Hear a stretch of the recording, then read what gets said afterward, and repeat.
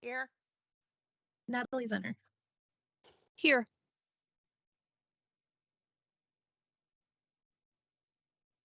Is that everyone? Sorry. That is everyone. Thank you, Jessica. So agenda item 2, I will now open the floor for nominations for Budget Committee Chair.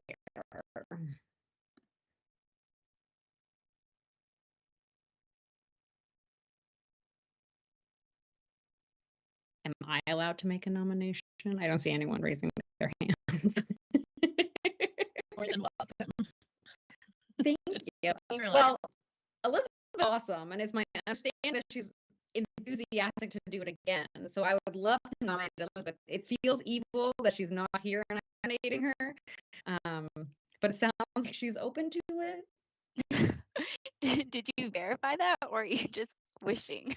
You see, Doug is nodding. I verified. Okay.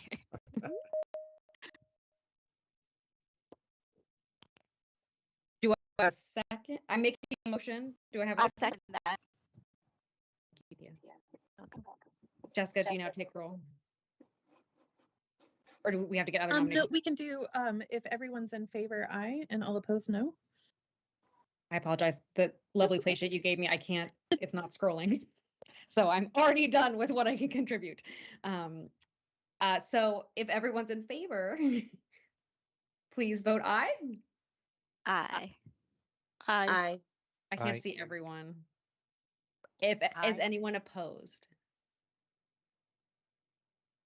Natalie, I'm assuming, I said aye, and I gave a thumbs up. wow, Natalie, extra points for that. Thank you. Thanks. John Casino's here and raises his hand. Thank you, yes, John. also. So we have a budget chair. Thank you so much. And I think we're moving to general manager's comments. Do we not do budget sketch secretary? Yeah, we do need to do the secretary position. I literally cannot read any Yeah. more of the page. I'm so sorry. I have failed beyond measure. No problem. So we're simply opening up for the It's budget. really nice. It's right here on the PowerPoint. Do we have a nomination for budget committee secretary?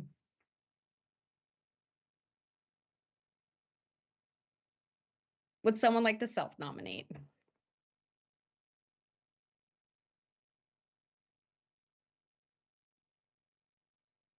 Who's I our do believe current Lee- secretary? Heidi Edwards is our current Oh. secretary.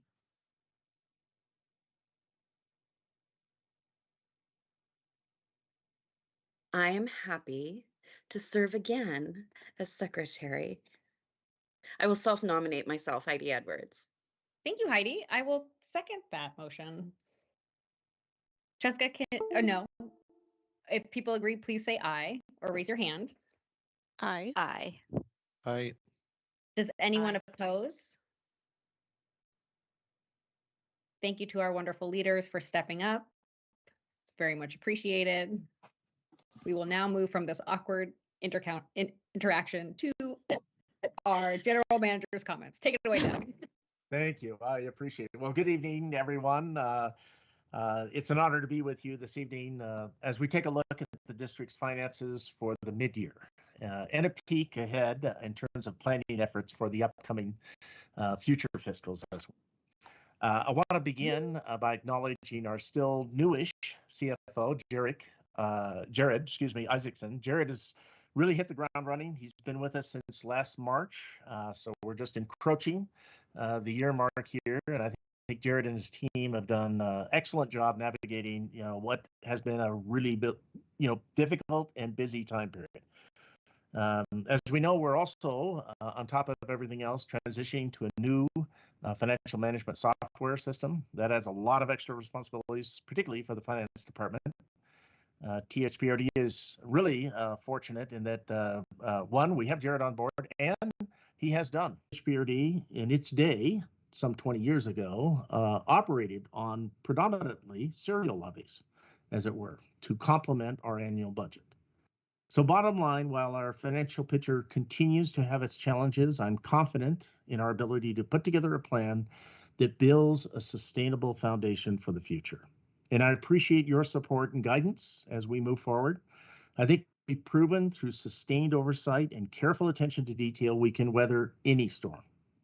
The fact is that we've done our homework already. We have a solid community-led vision plan for THPRD.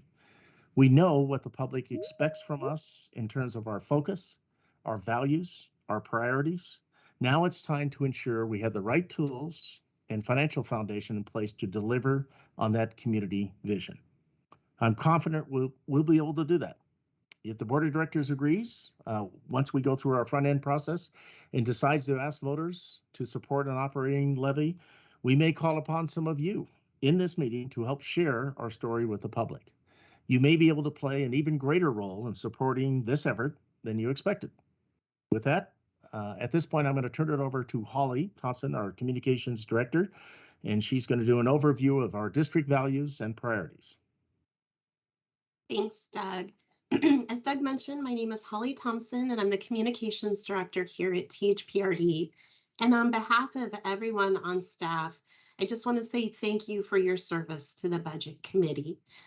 This evening, it's my privilege to be able to share with you the organizational values and our top fiscal priorities for the year. And I really want to give a lot of credit to our board of directors. It begins and ends with their leadership to really center us on our values and to help guide us as an agency to make sure that we're living our values in our daily work as staff and making, in terms of budget committee, investment choices that align with our values. We want to make sure that we're living these. So first and foremost, when we talk about our THPRD values, the first value that we talk about is leading with equity, with special attention to racial equity. I want to be clear here that we prioritize and we care and value all dimensions of equity, whether it's ability, age, ethnicity, gender, race, sexual orientation. We want to make sure that we have programming that is accessible, that we have events that welcome and include everyone, that we're surveying ourselves constantly to see who's missing, who in the community do we need to do a better job connecting with and uplifting and making sure everyone has an opportunity to enjoy the park and rec system and to truly find themselves in it. But we also know that race is the largest determinant of outcomes for people. And that's why we put a special focus on racial equity. And that's why we want to challenge ourselves as staff and challenge ourselves in our budgeting process to make sure that we're living our values and investing in programs and activities that truly represent this value. The second value that we use to guide and lead our decisions is environmental stewardship. It is a tremendous privilege to be stewards of public land, and we know we have a responsibility to keep that land better than what we found, than we received it, right? We need to keep it better for future generations.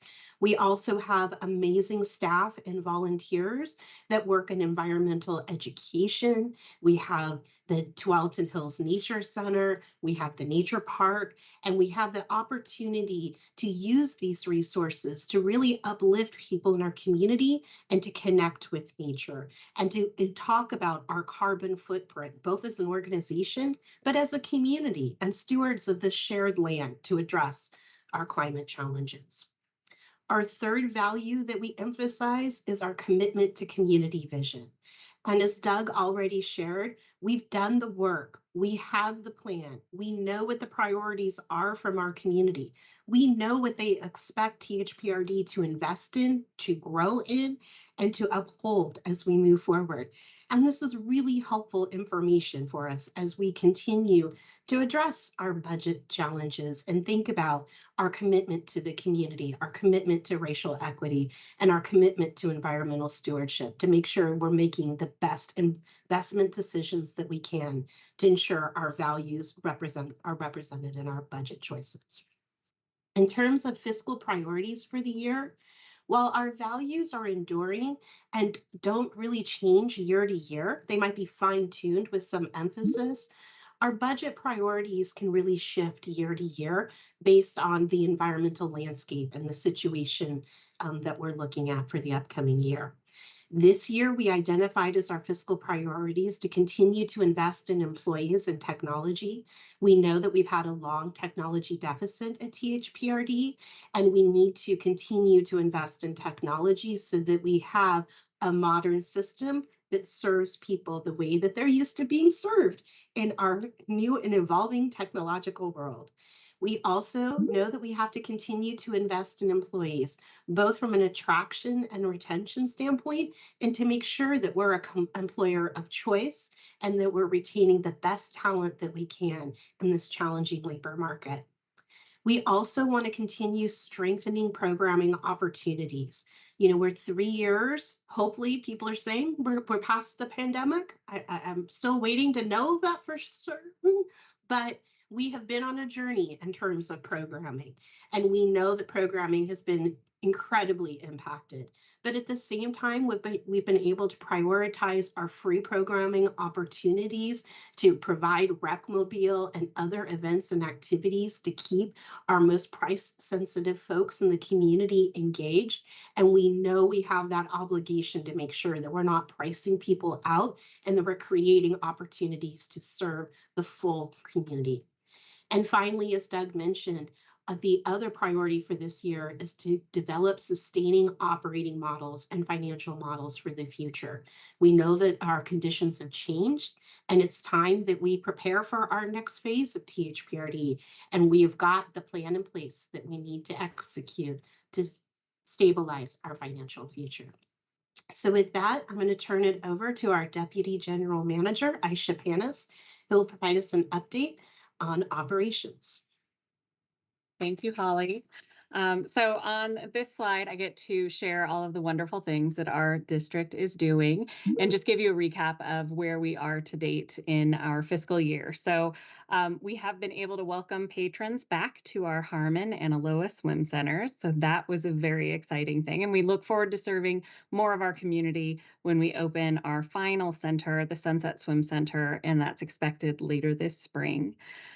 This summer was strong for us. We had a 25% increase from last summer in our camp registrations, and we were able to provide a lot more offerings, a lot more camps, and we found that more camps were filling this past summer. And I think that was largely due to the fact that we were able to hire more staff this summer. So that was a really great outcome for all of us. We did have a series of really amazing community events, and we found ourselves really celebrating the rich tapestry of cultures within our community. We saw increases in our registrations and revenues for all of our centers from fall 21 to fall 22.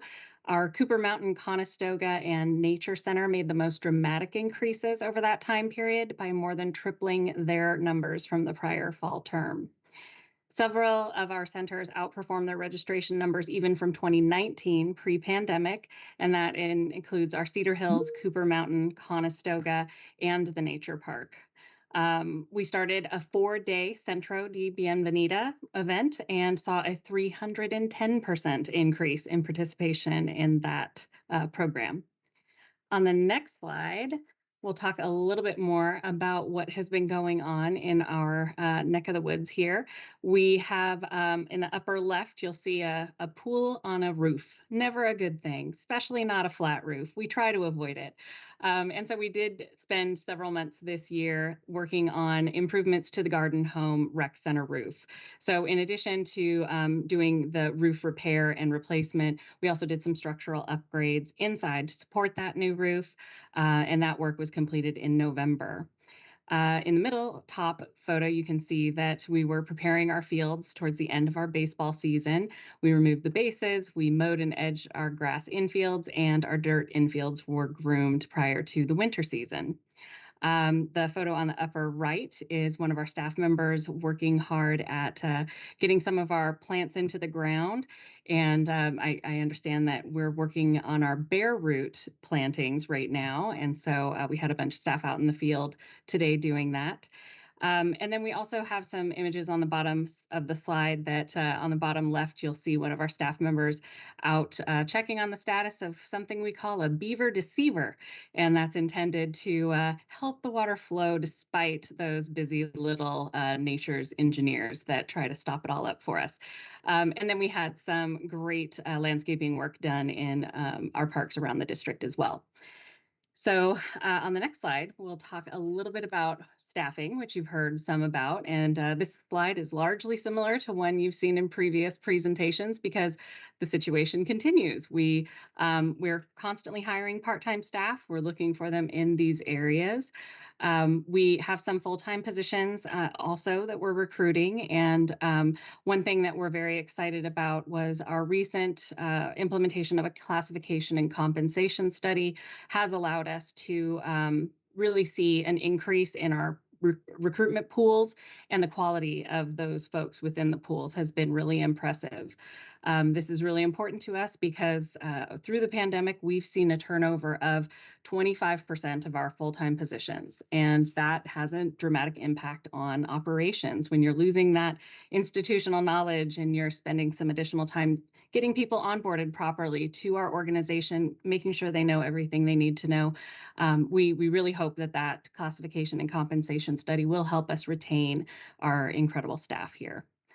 So on the next slide, I think I just want to give a little teaser to the fact that we have our spring registration coming up this Saturday, starting at 8 a.m. for our in-district folks, and the following week for our out-of-district folks. But we do have a lot of offerings. We've got our activities guide available, so please take a look and find something that you'd like to do.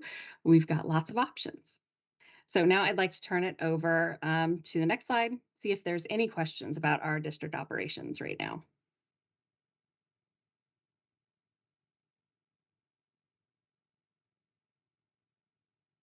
Okay, next up is Jared, who will be talking about our mid-year revised spending plan.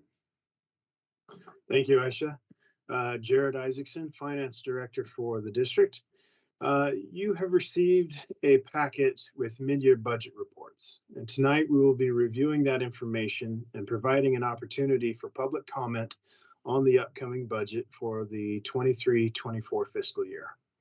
The budget for this fiscal year was adopted by the board on June 15th, 2022.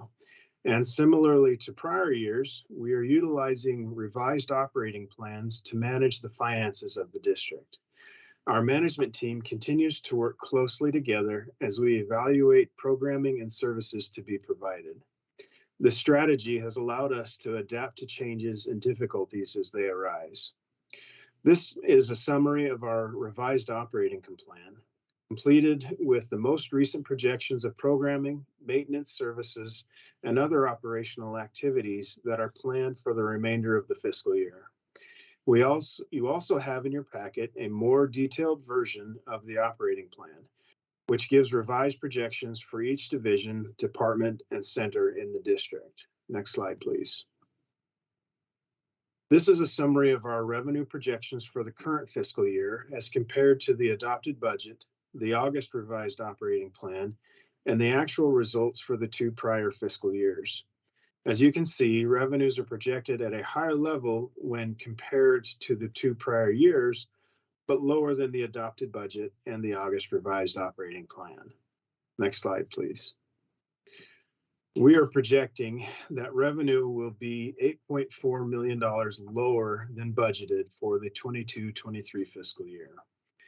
We started the fiscal year with $8.9 million more carrying forward funds than anticipated, primarily as a result of expenditure reductions made during fiscal year 22.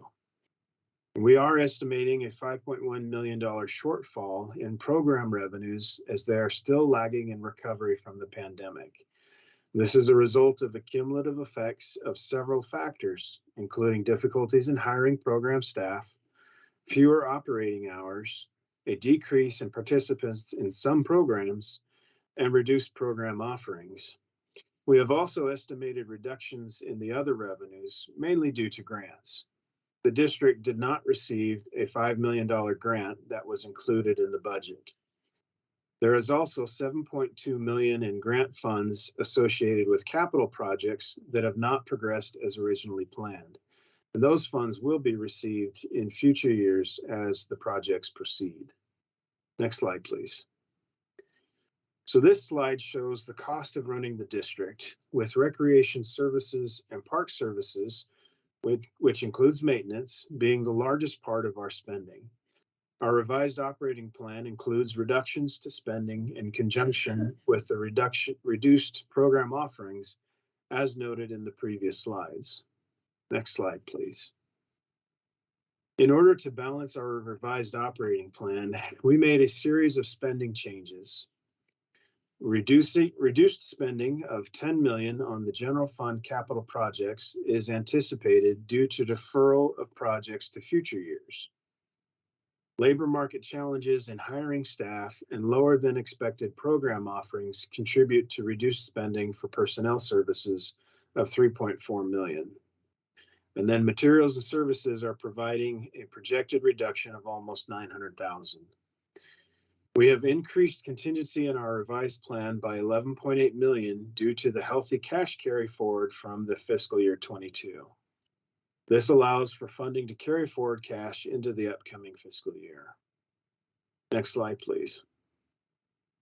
Your packet includes a section of revenue and expenditure reports for the current fiscal year to date through December 2022. We are not reviewing these reports in detail this evening, but I did want to point out a trend that you will see throughout our departments in the expenditure reports.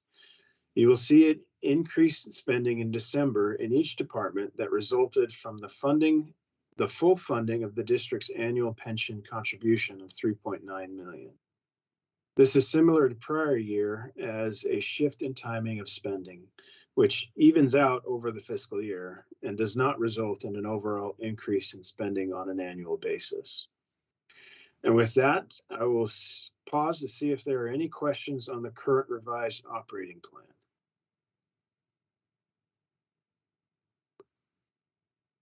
John, you have a question?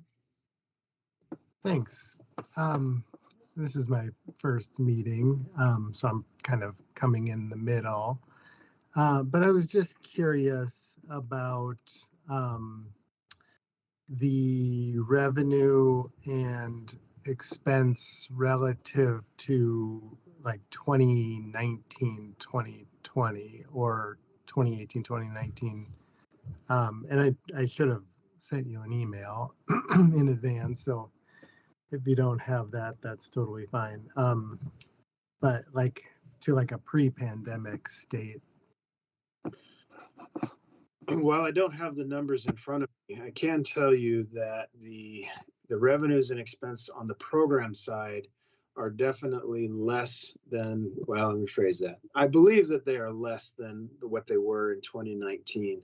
And some of the program staff can help me out with that question if they have other information. I can tell you the property taxes have remained stable.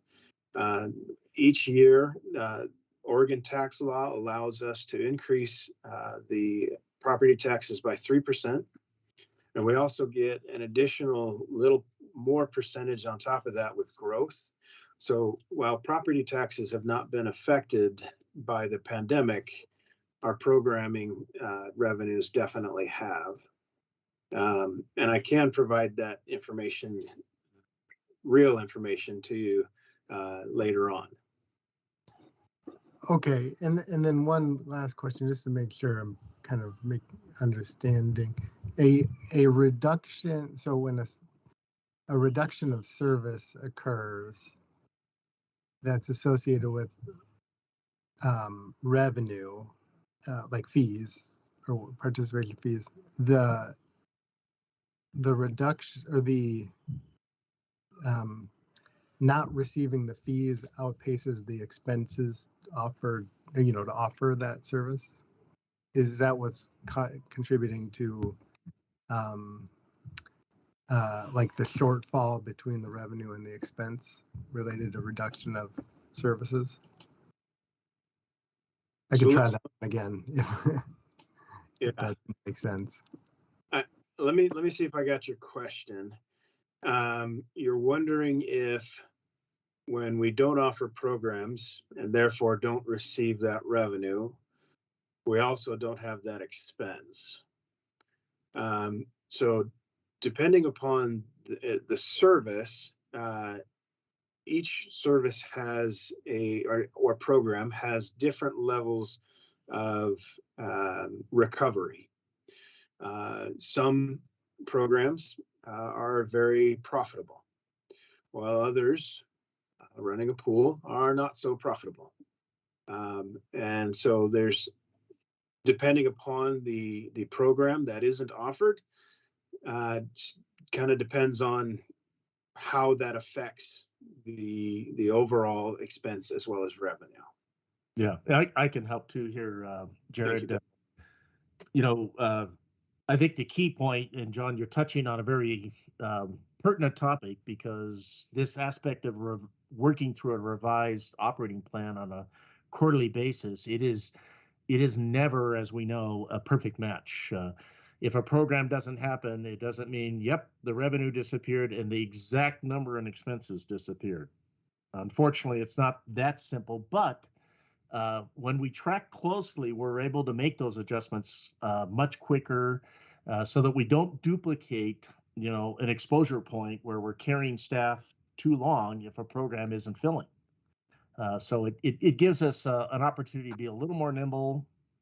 And I was able to, right off the web, we have all of our budgets posted. So I pulled up that 1920 fiscal, our program revenue was 13 million. So it is a significant downward slope, obviously the pandemic, and we're just rebuilding. We're just not rebuilding at a pace that, would be ideal, certainly nowhere near the 1920 fiscal. Okay, thank you. Thanks for the education. I don't know. Any other questions? Seeing none, I will turn it over to Aisha Panis, our Deputy General Manager, for capital updates. Yes, thank you very much, Jared. So here we are, an update on our general fund projects for the current fiscal year. You saw the previous slide about the roof work that we did at Garden Home Recreation Center. So here's a little aerial view showing one of the many different roofs that we have at Garden Home Recreation Center. So in addition to the work we did on the roof and the structural upgrades inside, we were also able to do some work on our windowsills outside the building, and it's a brick building in some places, so we were able to do some work on the mortar in between those bricks, which is just going to extend the life of this very historic building. And another project that we took, and I guess I should point out that the bottom right corner is that west side of our Garden Home Rec Center, where we had all that brickwork done, and just making sure that those wood sills are going to stand up to our wet Oregon winters. On the middle bottom, you'll see a photo of the inner workings of the Aloha Swim Center. And this was a project to repipe the boiler there and make sure that we can invite people into warm water. They tend to like that better than the cold, ice cold water. Next slide, please. All right. So also in the realm of boilers, we were excited to have our boiler replaced at Cedar Hills. This is coming up. We have the Garden Home project. We've replaced the boiler at Cedar Hills. We are on the way to replace the boiler at the Garden Home Recreation Center. These are giant apparatuses, as you can see here.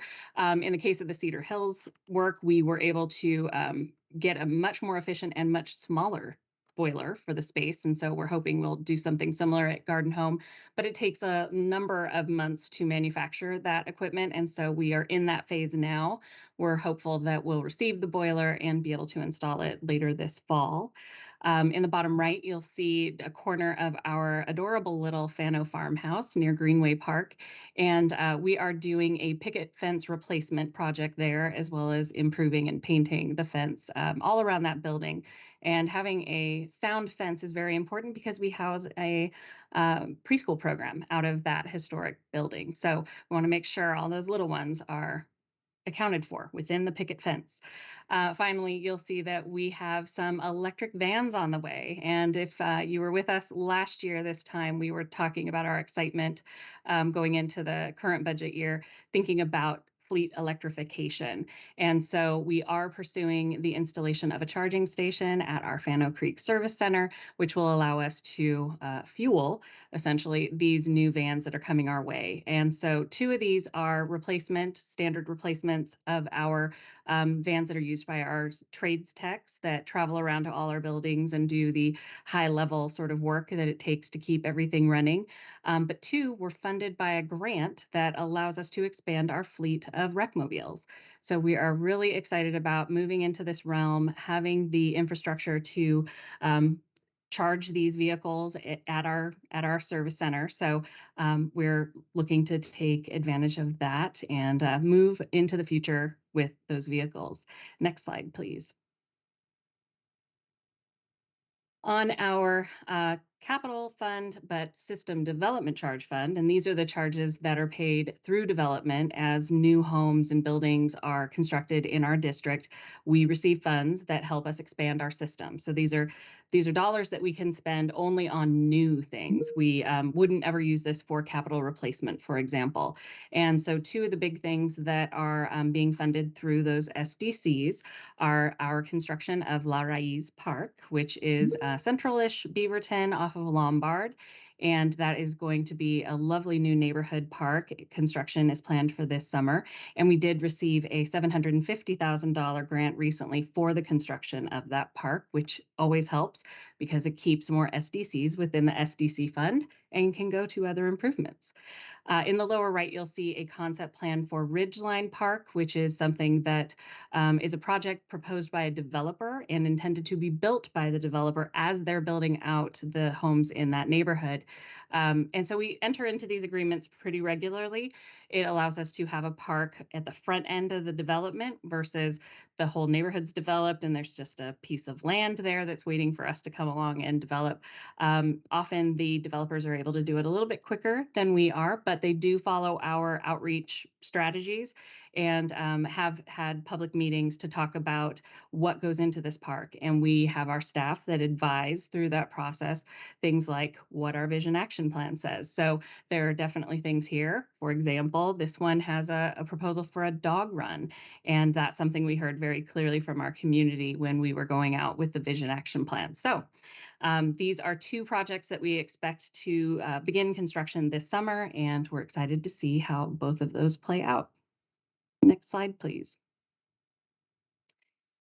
And in our capital update for the bond, and this is the 2008 bond, this is our last project. This is the last one that we are anticipating building with that $100 million passed in 2008. And this is a new amenity added to an existing park, also built largely with bond funds at Mountain View Champions. And this is near Mountain View Middle School in Aloha. And so this is in the southeast corner of that 20+ acre park. And what we're proposing here is to create a multi-sport court. And that's going to be located right near the pavilion that's built there, right near the parking and the community gardens area. There will be additional parking, which is something we know and have heard from many of our patrons who have folks participating in sports out at that site, that parking would be good. Would be very beneficial. So we're excited about this court coming into our repertoire and provide us another opportunity to invite folks to come out and play. Next slide, please. In addition to all of those, still within the budget for our capital replacement plan, we have these projects coming up on the north end of our recreation complex at 158th and Walker. We have a parking lot that has seen better days. And so we are anticipating repaving this parking lot in sections because we still rely on that parking for events that we hold out here. So we're trying to make it a little easier by doing 3 different phases. And in this first phase, we're going to be working on some of the ADA spots as well. So we'll get that first phase done and come back in subsequent years with additional phases to complete the entire parking lot on the north end. In the lower right, you'll see one of our not so happy looking tennis courts, but it's going to look a lot happier when we do our crack repair and resealing this summer. And so we have a number of sites, a number of courts in 3 different sites across the district. We'll be doing that resurfacing and repair at Sunset High School, at Garden Home Park, and at Center Street Park. So we're excited about those. And another conversation that's been had recently is, as we do these types of projects, we're looking at each opportunity as a opportunity to see whether we can make this a dual use sort of thing. And so where we're able, we're wanting to look at the painting of pickleball lines in addition to tennis lines so that it can be used by both types of players. On the left side of the screen, you'll see an image of one of our pathways. And, we have lots and lots of pathways and trails across the district. And each year we dedicate funding to going out and repairing some of the areas that need a little love. And so we do have a number of sites that are going to have some asphalt repairs over the course of the next summer and into spring and into summer. So the projects we're anticipating this year include Kaiser Woods Park, Stoller Creek Greenway, Summercrest Park, and also the Waterhouse Trail Schlottman Greenway. So that's where we'll be focusing our energies in the next few months. Let's see, next slide for grant funded projects. All right, so we've really great news to talk about with grants. We love to find other people's money out there and save some of our own dollars. And so one big way that came through for us was the West Side Trail. And you'll see that map is on the right side is our West Side Trail. We have a nice long stretch of it constructed at the north end, but we do have a number of segments that we still need to do some work on. And so we got some great funding. We got $600,000 from Washington County through its Major Streets Transportation Improvement Program that was used for the design and engineering of the sections that stretch from that bottom part of the screen. It says WST 14. That's our segment 14 up to 18. So that got funding. And then we also received $1.9 million for design and engineering for a pedestrian bridge that would cross Highway 26, which you'd imagine is quite a significant barrier for people on bicycles or walking. So we're thrilled about that project, and that funding came from the Metro Natural Areas Bond, Parks and Nature Bond, the specific trails section of that funding. So we're underway on that project. On the right or left side of the screen, you'll see a little building, and that is a restroom building at Conestoga Recreation and Aquatic Center, and it's going to be very similar to the permanent restrooms that we are going to be installing in 3 different sites by the end of June 2024. So we are in the land use process for those, but we're anticipating those to go in at Greenway Park, Hazeldale Park, and one other site that I can't remember right now, Schiffler Park, there it is. So we're happily working away on those projects as well. And then finally, the Beaverton Creek Trail, which will be stretching from Hawken and northwest corner of the Nature Park to Hawken. That section, we've previously gotten grant funding for that, and for engineering and construction of this section, we're getting another $2 million. So that is another big project that is coming up for us. I believe that concludes our update on capital, so I'll pause and see if there are any questions.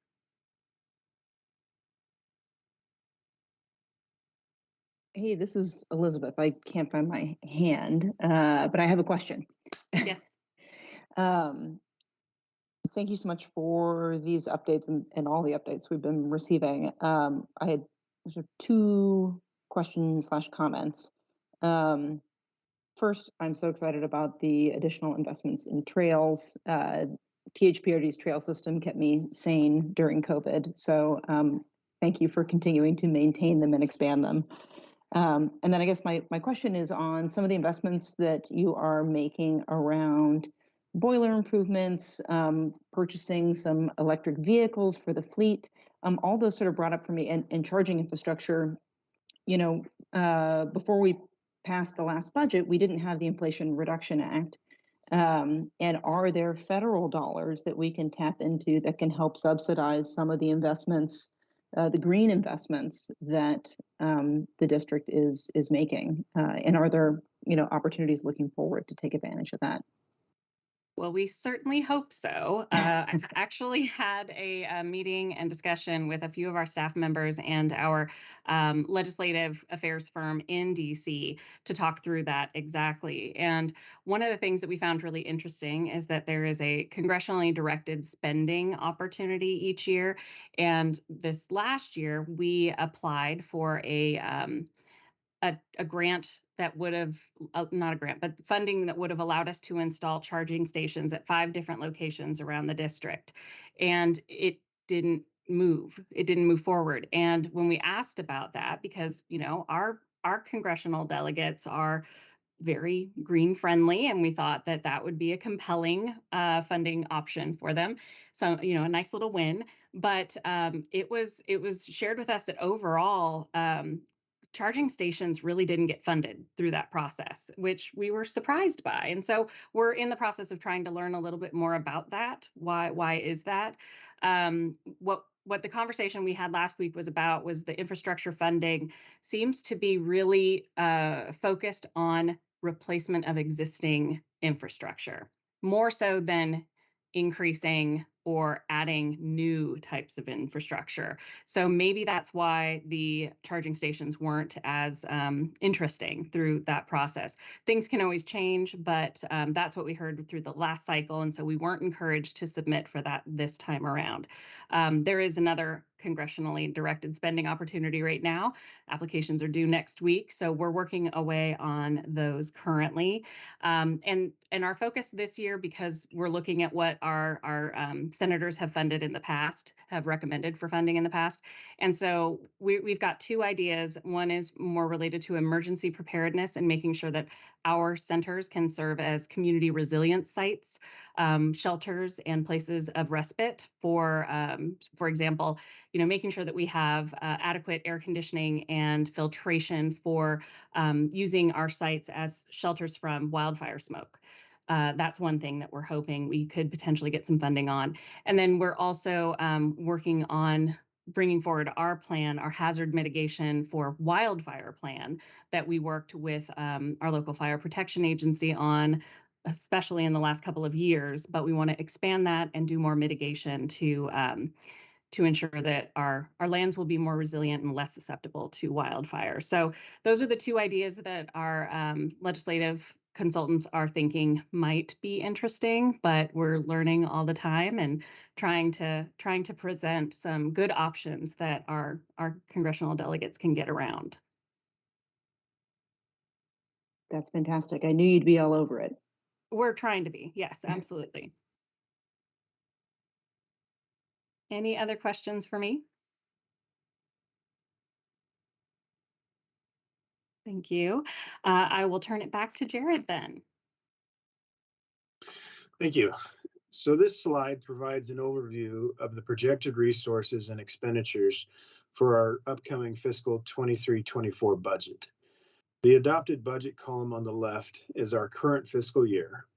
The middle column shows the revised operating plan we reviewed earlier this evening.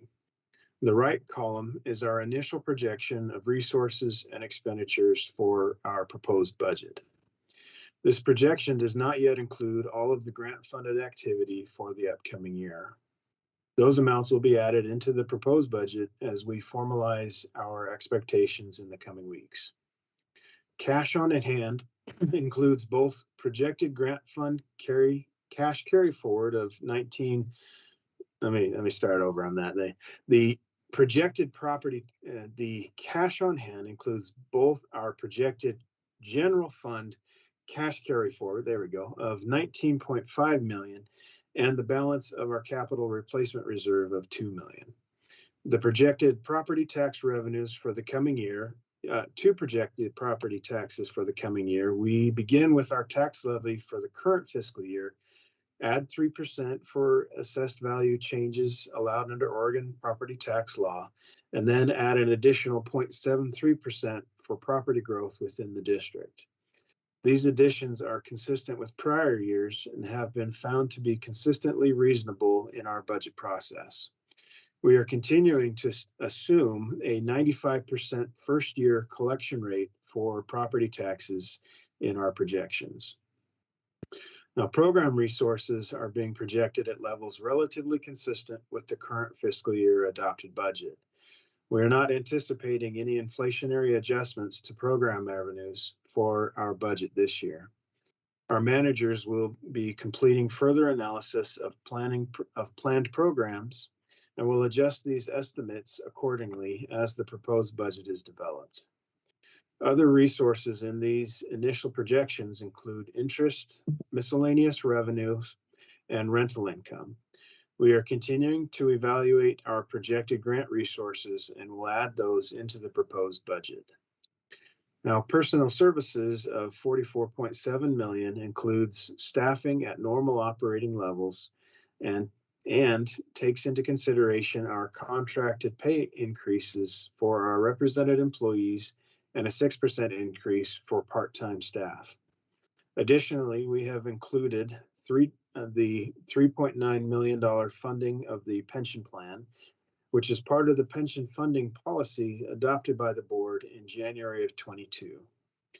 Materials and services of $13.1 million includes rate increases for utilities and other inflationary adjustments. Debt service expense of $1.1 million reflects the principal and interest payments due on full faith and credit borrowings for the district. Contingency includes our $2 million capital replacement reserve and our $2.5 million contingency appropriation that aligns with the board policy in DCP 6 for minimum fund balances and reserves. The capital outlay amount of $12.2 million includes capital carry forward spending and grant funded projects.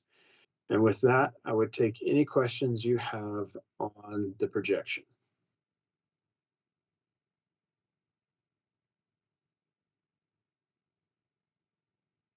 Yes, John.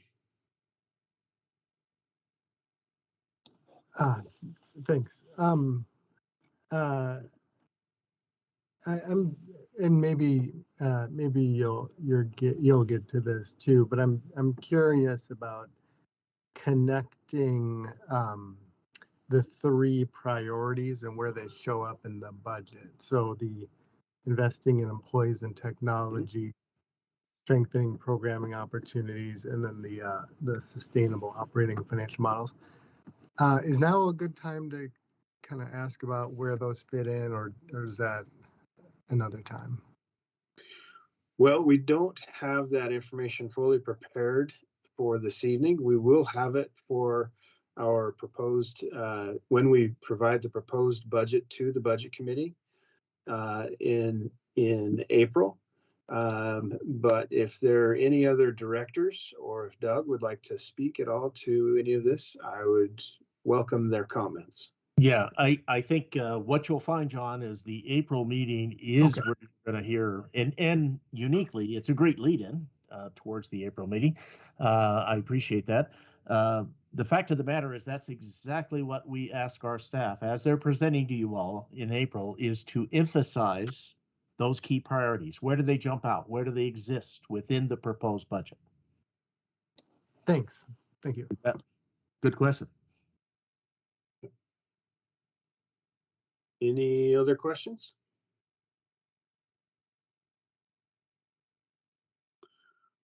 With that, I will turn it over to Elizabeth Edwards for public comment. Thank you very much, Jared. And hi, everybody. My apologies for being a little late this evening. I got stuck while coming home in the snow, but we are now on to public comment part of our agenda. We have received 4 written submissions, and I am going to read them into the record. So please bear with me. Lisa Tenedo writes, I'm writing to urge you to provide adequate funding to restore the hours of the Elsie Stir Senior Center. For many seniors in our community, the center plays a vital part of their social, physical, and mental well-being. For some, it may be the only personal interaction they have in a day and helps keep them from being socially isolated. For others, it provides a comfortable place to exercise without feeling the pressure of gym culture. It's a valuable service for those that have lived in and supported THPRD for years and even decades. I personally know what a difference it has made in my mom's health. As a member of Viva Village, she appreciates the services you offer to her and others. The instructions she received in Elsie Stir's weight room have been invaluable for her in keeping her knees pain-free. I've heard my mom refer to her workouts there as, quote, her medicine. Before the pandemic, she was going multiple times a week, and it kept her more mobile and active. With the reduced hours, she's found it more difficult to squeeze in her workouts and has skipped some altogether. When I see her struggle on the stairs or limp as she walks, I know she hasn't been able to get in her workout. The limited hours are affecting her quality of life. So on behalf of my mother and many like her, friends as well as myself in 5 short years, I encourage you to provide funding to allow Elsie Stir to restore their hours and services. Our seniors deserve nothing less. The next comment comes from Edwin ST, who writes, please restore the hours at Elsie Stir Center. Since the pandemic, our seniors have really been shortchanged with the reduction of hours for the mental and physical benefits of a fully operational center. Viva Village has been a great partner for bridging the gap, but there are only so many virtual meetings and limited space in-person coffee chats to take. Elsie Stir Center is so important for our community, and it is a big shame that it is closed after 2 p.m. on weekdays and not even open at all on the weekends. Please consider our senior population and how much they have lost in these past 3 years. Thank you. The next comment comes from Vicki Sander, who writes, I'm a senior citizen who retired and moved to Beaverton 7 years ago. I began attending activities and programs at Elsie Stir and almost immediately. It became my major source of physical, social, and emotional support. It is extremely difficult for me for those years when the center was closed due to the pandemic. During that period, I often thought of the scores of seniors not having that daily lifeline and hoped others were able to weather the closure. I also became part of the Viva Village here in Beaverton. I'm in a leadership role with that community and witnessed the importance of decreasing the isolation that is common for seniors. The Elsie Stir Center plays a major role in supporting our local seniors. I have returned to my activities at the center and am hopeful that hours and services will be extended soon. Thank you for providing the funds for getting the center back to pre-pandemic operations as you do your planning. And the final comment comes from D. Tui, who writes, I've lived in this community since 1982. Over the years, my children and grandchildren have profited greatly by the many activities offered by THPRD and the generous voters and taxpayers of this great community. This contribution to our younger population continues. As I've gotten older, I've been grateful for the classes, activities, meals, and other amenities offered at THPRD's Elsie Stir Center. I was first introduced to Viva Village at an activity co-sponsored by Viva Village and Elsie Stir. I'm so grateful for that collaboration, and now I'm a dedicated Viva Village member. The Elsie Stir Center has been an important part of my life.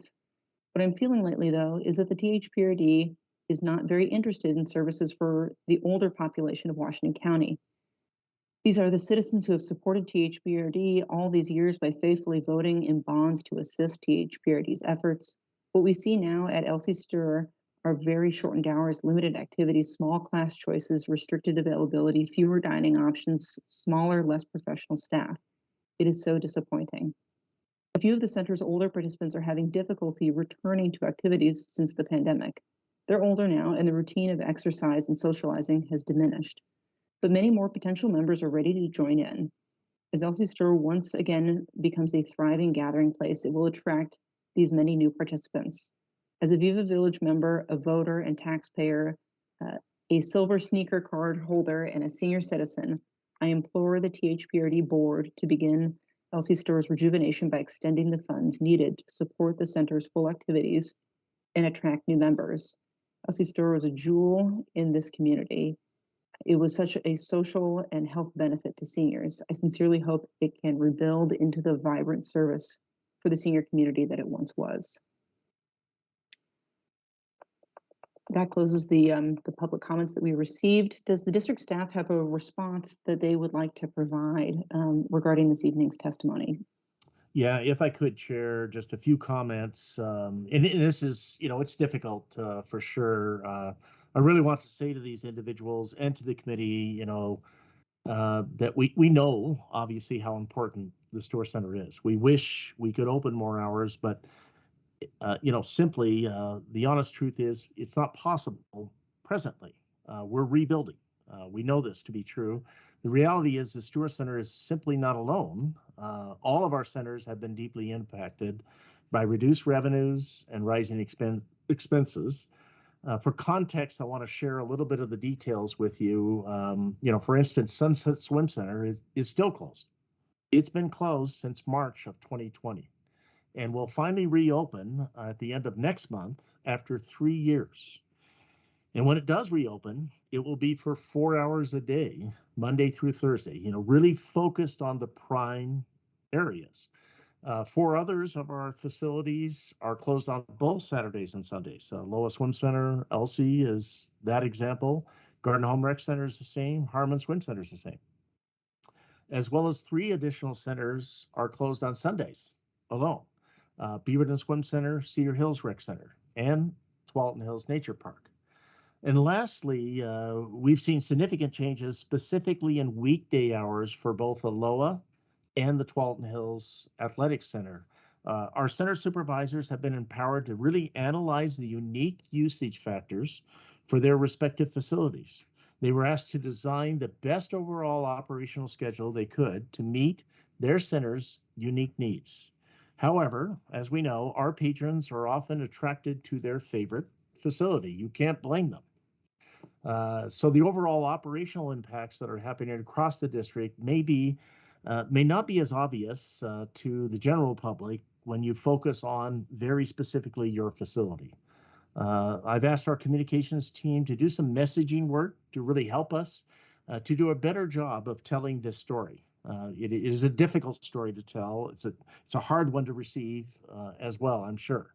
We want the public to understand the reductions in service that they've spread throughout the district. We are doing our best to not disproportionately impact any one group or facility. The reality is, without some help, and hopefully that will include some level of a successful operating levy in the near term, THPRD is just not going to be able to bring back programming and operating levels to what the community had pre-pandemic, certainly what they were accustomed to. And we will take the time, Chair Edwards, we'll take the time to respond to these individuals directly in the next day or so. But I wanted to provide kind of that overview. It's a difficult situation for sure. Thank you.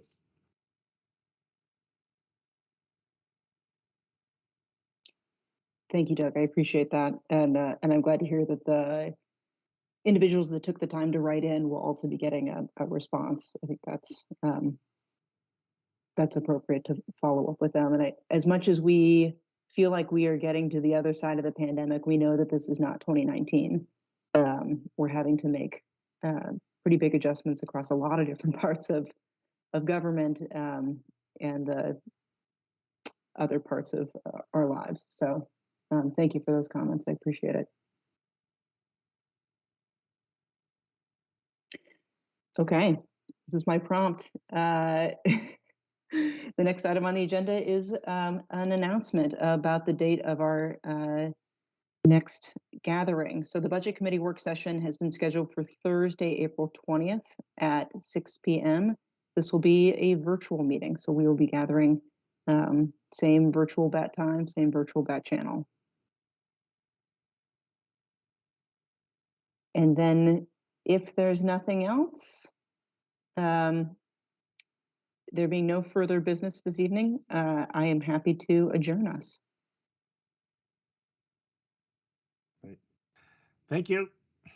Thanks, everybody. Fun.